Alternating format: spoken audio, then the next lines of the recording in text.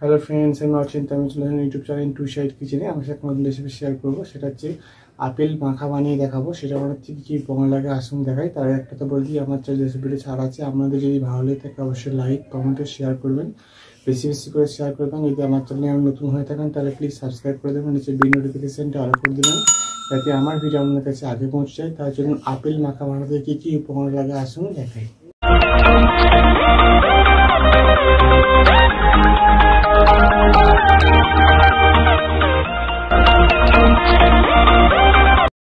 চলুন তাহলে আপেল মাখা বানাতে কী উপকরণ লাগে আসুন দেখাই। তার আগে একটা কথা বলে দিই, ভিডিওটা প্রথম থেকে শেষ অবধি দেখার অনুরোধ রইল।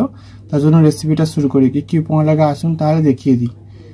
এখানে আমি একটা আপেল নিয়ে নিয়েছি, এখানে আমি দুটো শুকনো লঙ্কা নিয়ে নিয়েছি, এখানে লবণ নিয়েছি পরিমাণ মতো, আর চিনি নিয়েছি পরিমাণ মতো। তার জন্য রেসিপিটা শুরু করি। আপেলটা কেটে নেব। আপেলটা আমি ছোটো ছোটো করে কেটে নিয়েছি। আমি এবার দুটো শুকনো লঙ্কা দুটো পুড়িয়ে নেব। শুকনো লঙ্কা দুটো পুড়িয়ে নিয়েছি, এটা আমি এবার দিয়ে মেখে নেব। চিনি দিয়ে দেব,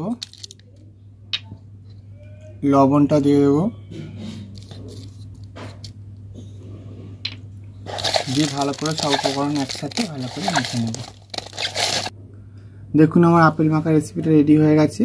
এই রেসিপিটা আমাদের ভালো লেগে থাকে অবশ্যই লাইক কমেন্ট ও শেয়ার করবেন, বেশি বেশি করে শেয়ার করবেন, আর প্লিজ সাবস্ক্রাইব করে দেবেন, আমাদের পাশে থাকবেন। চলুন তা দেখা হচ্ছে নেক্সট ভিডিওতে।